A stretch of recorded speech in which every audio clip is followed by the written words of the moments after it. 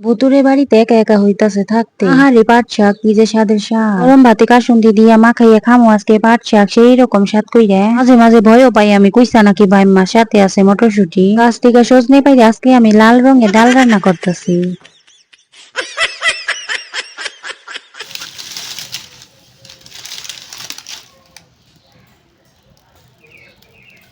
আসসালামু আলাইকুম, কেমন আছেন সবাই? নিশ্চয়ই আল্লাহর রহমতে অনেক ভালো আছেন। আলহামদুলিল্লাহ, আমি জান্নাত একজন প্রবাসীর বউ নতুন একটা ভিডিও নিয়ে চলে আসলাম আপনাদের মাঝে। দেখতেই তো পাইলেন কেউ নাই বাড়িতে, বাড়িটা ভুতুরে বাড়িতে পরিণত হয়েছে। খুব কষ্ট হইতেছে একা একা থাকতে। যাই হোক, খারাপ লাগার মাঝে ও রান্না বান্না করে তো খাইতেই হইব।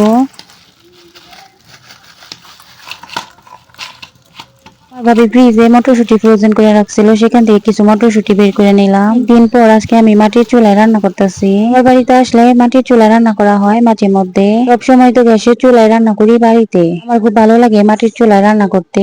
আজকে রান্নার আইটেমে টমেটো, সাজনা আর মটরশুটি আছে, তো আছে পাঙ্গাস মাছ, আর এটা কুইস্তা নাকি বাইম মাছ, দেখি কে পারেন বলতে। এতে কোনো লোকজন নাই, আমার মায়ের আর আমি আছি বাড়িতে। রান্না করে একা একা বসে বসে রান্না করতেছি, চারদিকটা মনে হইতেছে একদম চুপচাপ হয়ে আছে। নিরিবিলি একা একা ভালো লাগে না আমার থাকতে। আব্বা গেছে বাজারে, বাজারে আমার আব্বার দোকান আছে, আর আমার মা তো অসুস্থ, ঘরে শুয়ে রইছে। তার নানুর সাথে বসে বসে মোবাইল দেখতেছে, আর আমি একা বাহিরে বসে বসে রান্না করতেছি, কেউ নাই আমার সাথে। প্রথমে আমি পাট শাক রান্না করবো, পেঁয়াজ কাঁচামরিচ ভাজা নিতেছি ভালোভাবে।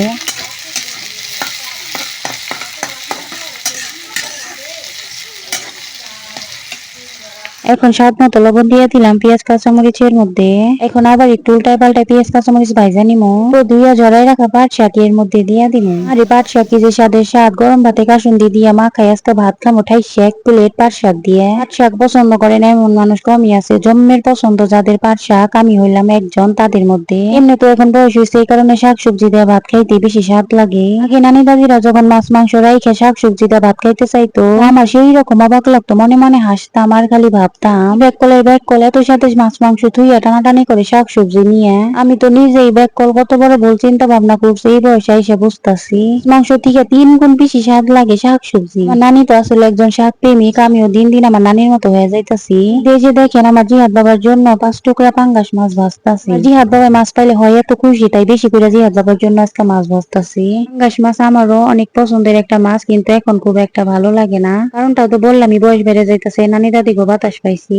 এখন এই বয়সে আইসা তাদের মুখে রুচিটা আন্দাজ করতে পারতাছি। এদিক দিয়ে যে দেখেন কইসা নাকি বাইম মাছ কত সুন্দর কইরা কষায় কষায় রান্না করতাছি। দিন পর আমার বাপ মা বড় মেয়ের হাতে রান্না খাইবো, স্বাদ করে রান্না না করলে কেমনে হইব। একটি তো পাইলেন মাছগুলি সুন্দরভাবে কষাই নিছে, এখন এর মধ্যে দিয়ে দিতাছি মটরশুটি। মিথ্যা কথা কইয়া লাভ নাই, হাসা কথা কইয়া দিয়ে আমি কিন্তু শুদ্ধ ভাষায় কইতাছি। এই মটরশুটির আমাদের এলাকার সবাই সেই নামেই জানে। জানেন তো আমার কমেন্টে কি নামে পরিচিত এই মটরশুটি আপনাদের ওইখানে, তো এটা জানাই তো ভুললেন না আমি কি মাছ রান্না করতেছি, কুইসা নাকি বাইম। দেখি কার মাথায় কত বুদ্ধি, যে সঠিক উত্তর দিতে পারবো পরবর্তী ভিডিওতে তার কমেন্ট আমি স্ক্রিনে তুলবো। দেখতেই তো পাইলেন বেশ কিছুক্ষণ সময় হাতে নিয়ে কত সুন্দর করে কষাই নিলাম। এখন আমি জলের পানি দিয়ে দিলাম।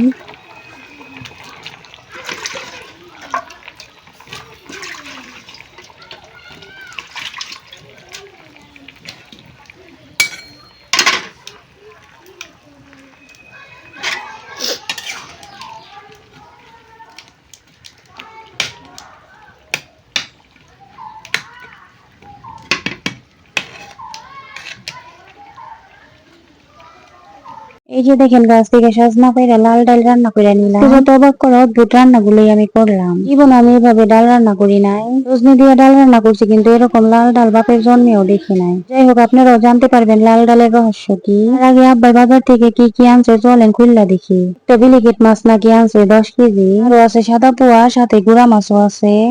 এখন আমি মাছগুলো ব্যাগ থেকে বের করে নিতেছি।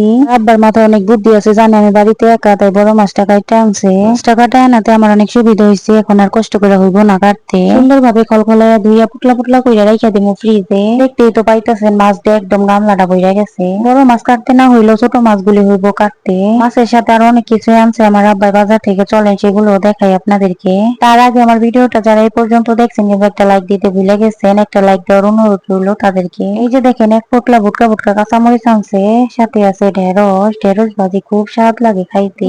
কিরে কিরে মধু রসমালাই মানে তরমুজ আনছে। আছে। এখন আমার জিহাদ বাবাই বলতাছে, আম্মু আমি খুললা দেখামু সবাইকে। মাশাআল্লাহ মাশাআল্লাহ, এই যে দেখেন একদম দানা পড়া তরমুজ। এরকম তরমুজ খাইলে কলিজাটা ঠান্ডা হয়ে যায়, দারুণ স্বাদ লাগে। আমার আব্বা যেহেতু ওই গরমের মধ্যে বাজার থেকে আইছে, এখন কলিজা ঠান্ডা করার জন্য লাল টুকটুকে তরমুজ কাইটা দিব আব্বারে। তার আগে আপনাদের আরেকটা জিনিস দেখে, আমার জিহাদ বাবা এটা চা দিয়া বা দুধ দিয়া খাইতে খুব পছন্দ করে। দেখছেন নি, আমি জানি না বাগরখানি বা খাস্তা কে কি নামে চিনেন এই খাবারটারে। আমরা তো বাগরখানির নামে চিনি। জিহাদ খাইতে খুব পছন্দ করে, তাই আমার আব্বাই নিয়েছে জিহাদের জন্য।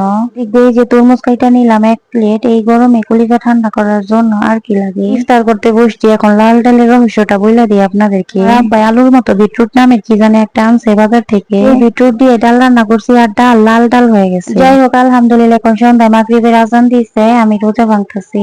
আমি রোজা ছিলাম, মাসের রোজা শেষে এখন আমি না রোজা করতেছি। অ্যাসিড মিক্স পানি দিয়ে লবণ দিয়ে গুলাই এখন টকর টকর করে খাইতেছি। তাতে সেই লাল টুকটুকে তরমুজ 1 প্লেট কাইটা নিছি। তাতে আরো আছে টমেটো, শসা, কাঁচামরিচ। ভাত দিয়া খাওয়ার জন্য আগে থেকে কাইটা রাখছি। চলেন আপনাদেরকে আমি আরো একটা ঐতিহ্যবাহী খাবার দেখে, যেটা নাকি আমি ইফতারে মজা করে খামো ভাইবা রেখে দিচ্ছি। যে দেখেন, এটাকে বলে আমাদের এলাকায় ইল্লাশিন্নি। শুধু দুধ আর চাউল দিয়ে রান্না করা হয়, দেওয়া হয় না এর মধ্যে লবণ আর চিনি। ছোটবেলায় কলা পাতা পিছায় গরম গরম খাইতাম, কি যে স্বাদ লাগতো। আমার ছোট বউ রান্না করছে তার গোয়াল ঘরে, আমি খামু ভাইবা রেখে দিচ্ছি ইফতারের পরে। এখন খাইয়া দেখি আগের মতো আর স্বাদ লাগে না। 2-3 চামচ খাওয়ার পরে খাওয়ার আর কোনো রুচিই থাকে না। ছোটবেলায় আমরা এই সিন্নি চুরি করে বাড়িতে নিয়ে আসতাম, এরপর চিনি আর লবণ মিশিয়ে খাইতাম। যারা এই সিন্নি রান্না করতো তারা কিছুতেই বাড়িতে দিতে চাইতো না, বলতো কলা পাতায় বসে খায়া যা, কারণ বাড়িতে নিয়ে চিনি লবণ মিশিয়ে খাইলে এই উদ্দেশ্যে এই সিন্নি রান্না করা হয়েছে, সেটা নাকি হাসিল হইব না, সিন্নি আল্লাহ করে খাইতে হইব। কিন্তু আমরা তো পোলাপান মানুষ আছিলাম, কিছুতেই মানতে চাইতাম না। যাই হোক, ভিডিওর শুরুতে আপনাদেরকে বললাম না, গরম ভাতে কাসুন্দ নিয়ে পাট শাক দিয়ে ভাত খামো ঠাইসা পেটটা ভইরে। তো এখন আর খাওয়ার সেই রুচি নাই, পেট ভরে গেছে অলরেডি তরমুজ আর শরবত খাইয়ে। তো ভিডিওটা একদম শেষ পর্যায়ে এসে পড়ছে, আপনাদের মাথা নষ্ট করুম না আমি আর বক বক কইরে। যদি থাকে থাকে কোনো ভুল ত্রুটি আমার ভিডিওতে বা আমার কথার মধ্যে, কইরা দেখিন একটু বোন মনে কইরা ক্ষমার দৃষ্টিতে। সবাই ভালো থাকেন, সুস্থ থাকেন, যে যেখানে আছেন দেশে ও বিদেশে। আল্লাহ হাফেজ।